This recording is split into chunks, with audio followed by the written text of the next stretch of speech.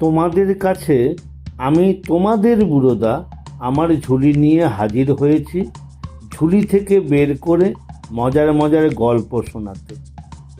তাহলে আমি ঝুলি খুলছি খুলছি, দেখি আজ তোমাদের জন্য কোন গল্প ঝুলি থেকে বেরোয়। এর গল্প সর্বভারতীয় শিশু ও কিশোর প্রতিষ্ঠান সব্যেচির আসরের প্রতিষ্ঠাতা স্বপন বুড়োর লেখা বিদ্যাসাগরের ছেলেবেলা। তোমরা কি কেউ এমন ছেলের সন্ধান রাখো যে প্রথম দিন পাঠশালায় গিয়েই অ আ ক খ প্রভৃতি অক্ষরগুলি সব পড়তে, চিনতে আর লিখতে শিখেছিল? ভূভারতে এমন ছেলে খুঁজে পাওয়া শক্ত। এই ছেলেটি হচ্ছে মেদিনীপুর জেলার বীরসিংহ গ্রামের মাথাভারী ঈশ্বরচন্দ্র। এই ঈশ্বরচন্দ্র ছেলেবেলায় তার মা বাবার কাছ থেকে কেমন যত্ন, আদর আর শাসন লাভ করে মানুষের মতো মানুষ হয়ে মাথা উঁচু করে দাঁড়িয়েছিল, সেই কাহিনী কিশোর বন্ধুদের শুনিয়ে দিচ্ছে। ঈশ্বরচন্দ্র পণ্ডিতের বংশে জন্মেছিল, কিন্তু ওরা ছিল বড় গরিব, যাকে বলে দিন চলে না। ঈশ্বরচন্দ্রের ঠাকুরদা ছিলেন সারা দেশের নামকরা পণ্ডিত রামজয় তর্কভূষণ, কিন্তু সংসারে তার মন টিকত না। মাঝে মাঝে বাড়ি থেকে তিনি উধাও হয়ে যেতেন। অনেক কাল তাঁর আর কোনো সন্ধান পাওয়া যেত না। একবার তিনি স্বপ্ন দেখলেন তাঁর সংসারে এক মহাপুরুষ জন্মগ্রহণ করবেন। এই স্বপ্ন দেখে তিনি হিমালয় পর্বত থেকে দেশে ফিরে এলেন। তাঁর ছেলে ঠাকুরদাসের এক ছেলে হলো 1227 সনের 12ই আশ্বিন বেলা ঠিক 12টায়। তর্কভূষণ সেই সময় পুঁথি খুলে কি পড়ছিলেন। বাড়িতে শঙ্খের শব্দে তিনি সচকিত হয়ে উঠলেন। জানতে পারলেন ঠাকুরদাসের স্ত্রী তাঁর বৌমা ভগবতী দেবী একটি পুত্র সন্তান লাভ করেছেন। তিনি একটি পুঁথি খুলে একটা মন্ত্র বের করলেন। আলতাগুলে সেই মন্ত্র নিয়ে একেবারে আঁতুর ঘরে উপস্থিত হলেন। মায়ের কোলে সুন্দর ছেলেটি, শিশুটির সর্ব অঙ্গে সুলক্ষণ।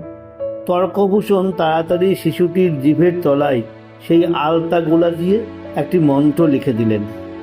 পুত্রবধূকে বললেন, বৌমা, ভয় পেও না, একজন মহাপুরুষ তোমার কোলে এসেছেন। ইনি আমাদের বংশের মান বাড়াবেন। কিন্তু ছেলেটি বড় একগুঁয়ে হবে, যা ধরবে তা সে করবেই। আমি ওর নাম রাখলাম ঈশ্বর। তোমরা এই নাম কখনো বদলাবে না, এই নামেই ও দেশ বিখ্যাত হবে। ভগবতী দেবী পরম আনন্দে শ্বশুরের পায়ে প্রণাম জানালেন। তর্কভূষণ আঁতুর ঘর থেকে বেরিয়ে এসে ছেলে ঠাকুরদাসের অনুসন্ধান করতে লাগলেন। ছেলে গিয়েছিল হাটে। তিনি মহা উৎসাহে বাড়ি থেকে একটু এগিয়ে গেলেন। দেখলেন ঠাকুরদাস সওদা করে ফিরে আসছে। তার সারা দেহ থেকে ঘাম ঝরছে। তর্কভূষণ মহা উৎসাহে ছেলেকে বললেন, ওরে ঠাকুরদাস, আমাদের একটি এঁড়ে বাছুর হয়েছে। শুনে ঠাকুরদাসও খুব খুশি। তাড়াতাড়ি সওদা নামিয়ে রেখে গোয়াল ঘরের দিকে ছুটল। তর্কভূষণ হাসতে হাসতে বললেন, ওরে ওদিকে নয়, আমার সঙ্গে আয়, এঁড়ে বাছুর দেখিয়ে দিচ্ছি। তিনি ছেলেকে আঁতুর ঘরে নিয়ে গিয়ে এঁড়ে বাছুর দেখিয়ে দিলেন। এঁড়ে বাছুর আমি এমনি বলিনি, এই ছেলে এঁড়ে বাছুরের মতোই একগুঁয়ে হবে, যা ধরবে তাই করবে। আমি ছেলেটির নাম রেখেছি ঈশ্বর। এ ছেলে আমাদের বংশের মুখ উজ্জ্বল করবে। ঠাকুরদাস নীরবে পিতার পায়ে প্রণাম জানালেন। ঈশ্বরচন্দ্র ছেলেবেলায় খুব দুরন্ত ছিল। সঙ্গী সাথীদের নিয়ে সারাদিন দুষ্টামি করে বেড়াত। কারো বাড়ির সামনে জঞ্জাল ফেলত, কারো বাগান থেকে ফল পেড়ে নিয়ে আসতো, কারো উঠোনের কাঁচা পেয়ারা ছিঁড়ে ছড়িয়ে দিত। একদিন ঈশ্বর ভারী জব্দ হয়েছিল। মাঠে জবের শীষ বেরিয়েছে, তাই ছিঁড়ে নিয়ে সে মুখে পুড়ে চিবুতে লাগলো। জবের শীষে ছিল মোটা শুঁয়োপোকা, একেবারে গলার ভেতরে চলে গেল। ঈশ্বরের দম বন্ধ হয়ে আসে আর কি। ওর ঠাকুমা গলায় আঙুল চালিয়ে দিয়ে তবে সেই শুঁয়োপোকা বের করে আনেন। ঈশ্বর কাঁদো কাঁদো হয়ে বলল, ঠাকুমা, এমন কাজ আর কখনো করব না। বীরসিংহ গ্রামে একটা পুকুর ছিল, তার নাম সচিবামনা পুকুর। ছেলেবেলায় এই পুকুরকে কেন্দ্র করে ঈশ্বরচন্দ্রের যত দৌরাত্ম্য চলত। এই পুকুরের একধারে একটা বিরাট অশ্বত্থ গাছ ছিল। ঈশ্বর তার দস্যি দল নিয়ে এই অশ্বত্থ গাছে উঠে খুব হইচই করত।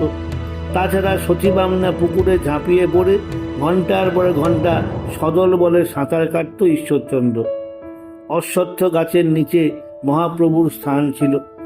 পুরোহিত ঠাকুর সেখানে ফলমূল নৈবেদ্য সাজিয়ে বসলেই ঈশ্বর কোথা থেকে ছুটে এসে ছোঁ মেরে নৈবেদ্যের বাতাসা আর ফলমূল নিয়ে পালিয়ে যেত। আবার এই পুকুরের ধারেই একটা বাছাই করা জায়গা ছিল। সেখানে ঈশ্বরচন্দ্র খেলার সাথীদের জুটিয়ে নিয়ে কপাটি খেলত। বর্তমানে এই পুকুরের পাড়েই ঈশ্বরচন্দ্রের মায়ের নামে বীরসিংহ ভগবতী মাল্টিপারপাস ইনস্টিটিউশন চলছে। একদিন ঈশ্বরচন্দ্রই তাঁর মায়ের নামে এই বিদ্যালয় প্রতিষ্ঠা করেছিলেন। পরবর্তীকালে মাতা ভগবতী দেবী ও পত্নী লীনময়ী দেবী এই পুকুরে স্নান করতেন। ছেলেবেলায় ঈশ্বরচন্দ্র তার সঙ্গী সাথীদের নিয়ে সারাটা গ্রাম তোলপাড় করে রাখত। প্রতিবেশীদের বাড়িতে অত্যাচার নেহাত কম হতো না। এই জন্য তার মা বাবাকে অনেক সময় কথা শুনতে হতো। যাই হোক, এভাবে কেবল দুরন্তপনা করে সময় নষ্ট করলে তো চলবে না। ঠাকুরদাস ব্যস্ত হয়ে উঠলেন, ছেলের হাতে খড়ি দিতে হবে। বীরসিংহ গ্রামের পাঠশালার পণ্ডিতের নাম কালীকান্ত চট্টোপাধ্যায়। ঈশ্বরের 5 বছর 5 মাস 5 দিন কেটে গেল। ঠাকুরদাস তাকে সঙ্গে নিয়ে কালীকান্তের পাঠশালায় ভর্তি করে দিলেন। বিকেলে কালীকান্ত পণ্ডিত ঈশ্বরচন্দ্রকে কোলে করে ঠাকুরদাসের কাছে এসে উপস্থিত হলেন। বললেন, অবাক কাণ্ড ঠাকুরদাস, আজই ঈশ্বরের সব অক্ষর পরিচয় হয়ে গেছে। শুধু তাই নয়, শ্রীমান একদিনেই অক্ষরগুলো লিখতে শিখে গেছে। ঠাকুরদাস অবাক হয়ে বললেন, বলো কি খুড়ো, এও কি কখনো সম্ভব? কালীকান্ত পণ্ডিত মিটিমিটি হাসছেন। উত্তর দিলেন, বেশ তো, তোমার যদি বিশ্বাস না হয় তবে ঈশ্বরকে পরীক্ষা করে দেখো। ঠাকুরদাস সব রকমের ছেলেকে পরীক্ষা করে দেখলেন, উল্টো পাল্টা করে প্রশ্ন করলেন, স্লেটে লিখতে বললেন। ঈশ্বর গড়গড় করে সব বলে আর লিখে বাবাকে অবাক করে দিলে। এইরকম আরও একটা ঘটনা ঘটেছিল কয়েক বছর পর। তখন ঈশ্বরচন্দ্রের বয়স 8 বছর। গ্রামের পাঠশালায় পড়া শেষ করে ঈশ্বর বাবার সঙ্গে চলেছে কলকাতায় পড়তে। পথে মাইলস্টোন দেখে ঈশ্বর বাবাকে জিজ্ঞাসা করল, বাবা, পথের ধারে বাটনা বাটা শিল পোতা রয়েছে কেন? ঠাকুরদাস উত্তর দিলেন, ওটা বাটনা বাটা শিল নয়, ওটার নাম হচ্ছে মাইলস্টোন। কলকাতা থেকে জায়গাটা কত মাইল দূর সেই অঙ্কটা 1 মাইল পর পর ওই পাথরে লেখা আছে। এরকম মাইলস্টোন তুমি পথে আরও দেখতে পাবে। হাঁটা পথে কলকাতায় চলেছে ঈশ্বরচন্দ্র। বাবার সঙ্গে পথ চলতে চলতে মাইলস্টোন দেখে বালক ঈশ্বরচন্দ্র ইংরেজি 1, 2, 3 সংখ্যাগুলি অতি সহজেই শিখে নিল। ঠাকুরদাস নানাভাবে ছেলেকে পরীক্ষা করে দেখলেন, ঈশ্বর নির্ভুলভাবে ইংরেজি সংখ্যাগুলি আয়ত্ত করে ফেলেছে।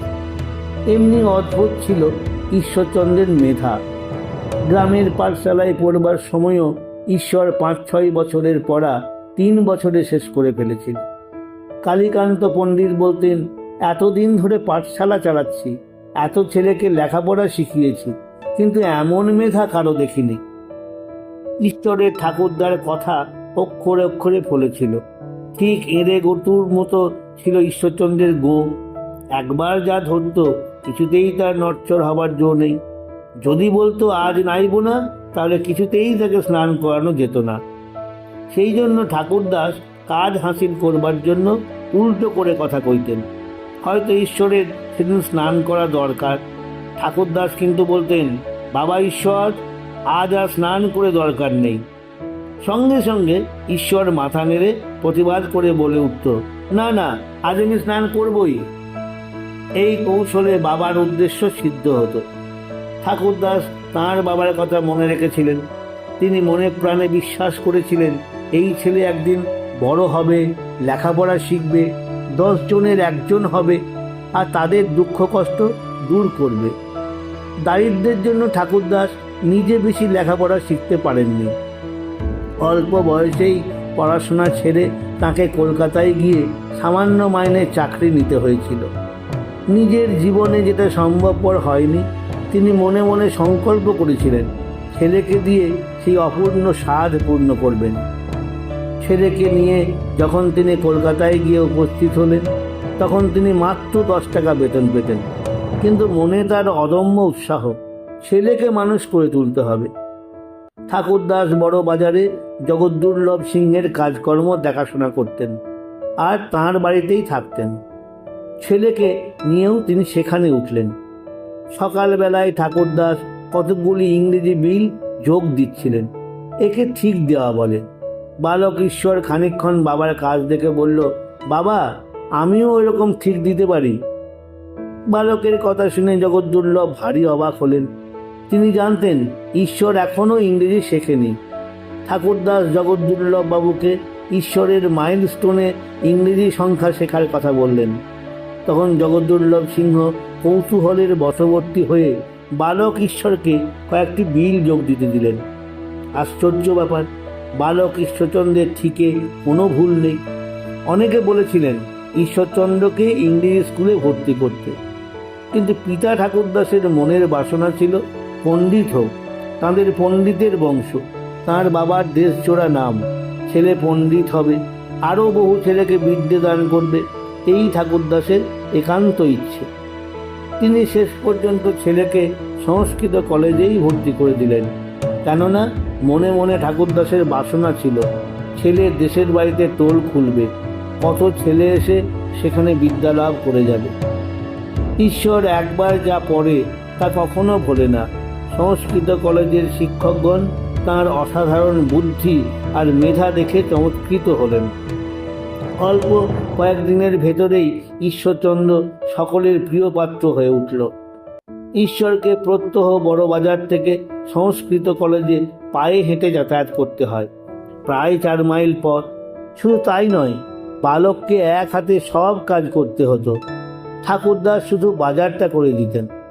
ঈশ্বরকে উনুন ধরানো, বাটনা বাটা, কুটনো কোটা, বাপকে খাওয়ানো, নিজের খাওয়া শেষ করে বাসন পর্যন্ত মাজতে হতো। রান্না উনুনে চাপিয়ে তারই ফাঁকে ফাঁকে নিজের পড়া তৈরি করতে হতো। তবু এই অল্প পড়াতেই ক্লাসে প্রথম। দুঃখ কষ্টের ভেতর দিয়ে ছেলে স্বাবলম্বী হোক, ঠাকুরদাস তাই চেয়েছিলেন। নিজেও খুব ছেলেবেলা থেকে কষ্ট করে বড় হয়েছিলেন। সোনা আগুনে পুড়ে খাঁটি হোক, এই ছিল তার আন্তরিক বাসনা। তাই তিনি ছেলের কষ্ট দেখেও দেখতেন না, ওদিক থেকে মুখ একেবারে ফিরিয়ে রাখতেন। দিনের বেলাটা যে করে হোক চলে যেত, কিন্তু রাত্রিরে ওই দুধের বালক আর পেরে উঠত না। অনেক সময় রান্না চাপিয়ে দিয়ে ঘুমিয়ে পড়ত। তরকারি পুড়ে একেবারে অঙ্গার হয়ে যেত। ঠাকুরদাস ফিরে এসে ছেলেকে খুব প্রহার দিতেন। ঈশ্বর অনেক সময় ঘুমের হাত থেকে নিজেকে বাঁচাবার জন্য আপন টিকিতে দড়ি বেঁধে ঘরের কড়িবর্গার সঙ্গে সেই দড়ি শক্ত করে এঁটে রাখত। রান্না চাপিয়ে দিয়ে পড়তে বসত। যেই ধুল আসতো অমনি দড়িতে টিকিট টান পড়ত আর ঘুম যেত ভেঙে। এইভাবে একসঙ্গে তাকে 3 ভাবে যুদ্ধ করতে হতো। উনুনে রান্না করত, তারই ফাঁকে ফাঁকে পড়াশোনা চালাতো, আর ঘুম পেলে টিকিট টানে ঘুম ভাঙত। তবু দারুণ পরিশ্রমে অনেক সন্ধ্যায় ঈশ্বর ঘুমিয়ে পড়ত।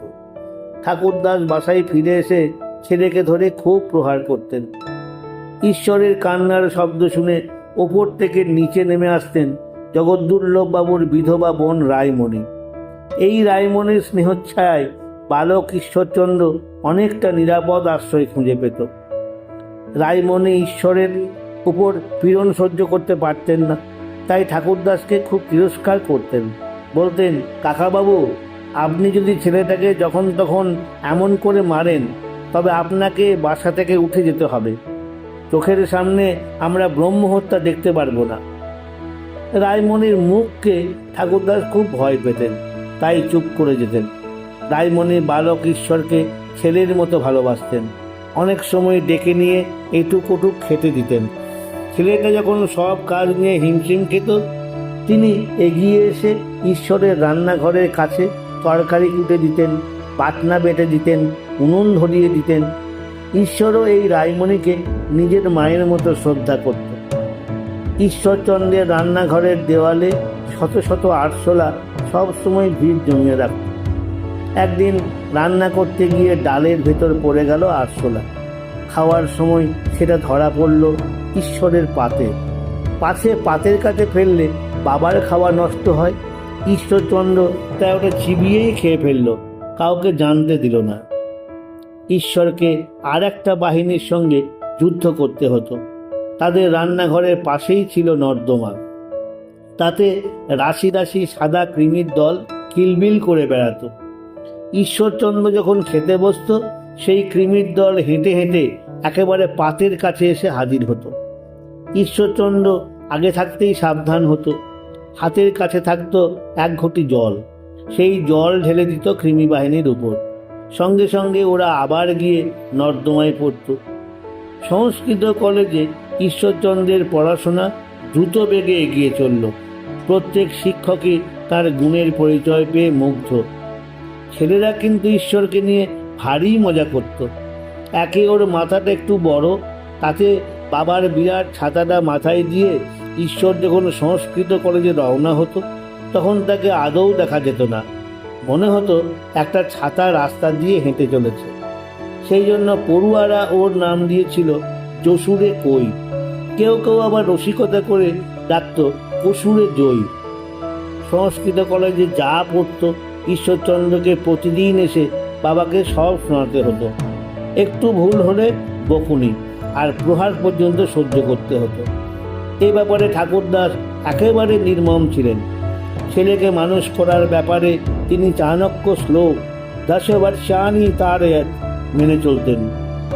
একবার একটা মজার ব্যাপার হয়েছিল। ছেলেবেলায় ঈশ্বরচন্দ্র একটু তোতলা ছিল, তাই সব বিষয়ে প্রথম হয়েও এক সাহেবের কাছে মৌখিক পরীক্ষায় প্রথম হতে পারল না। অথচ ঈশ্বর বেশ ভালো রকম জানে তার উত্তর নির্ভুল হয়েছে। ফলে তার খুব রাগ হয়ে গেল।